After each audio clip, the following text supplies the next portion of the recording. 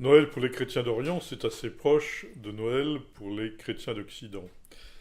Mais nous devons songer que la date de Noël a été fixée parce que c'est ce qu'on appelle le solstice d'hiver, c'est-à-dire l'époque à laquelle les jours commencent à rallonger. C'est donc la victoire des lumières sur les ténèbres, jusqu'au 24 juin d'ailleurs, qui sera la Saint-Jean-Baptiste, où là, les jours vont diminuer, car Saint Jean-Baptiste, devant le Christ, a dit il faut que je diminue et qu'il grandisse. Donc Noël est la victoire de la lumière, c'est-à-dire la victoire du bien. La lumière, c'est beau, la lumière, c'est la vérité, et donc la lumière, c'est le bien.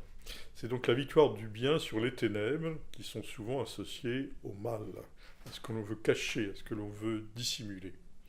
Et donc pour nos frères chrétiens en Orient, nous souhaitons que cette fête de Noël soit pour eux une manière renforcée de croire à la victoire du bien. Ils ont été victimes du mal, des forces des ténèbres, qui se dressent contre Dieu, mais qui se dressent aussi contre l'homme, qui se dressent contre la famille, qui se dressent contre les plus pauvres, les plus fragiles, les enfants.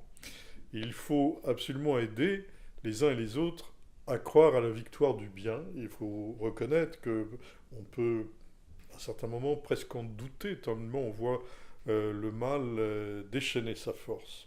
Alors avec nos frères d'Orient, nous croyons à la victoire du bien, qui est la victoire du Christ, c'est-à-dire de Dieu venu parmi nous. Vous vous souvenez qu'à la fête des Noëls, il y a les rois mages qui viennent de l'Orient, de notre Orient. Et donc c'est aussi montrer l'universalité de ce message de Noël. Ce qui s'est passé à Bethléem concerne l'humanité entière. Et nous, occidentaux, nous recevons cette lumière de la part de nos frères d'Orient qui nous l'ont annoncé eux aussi avec les anges.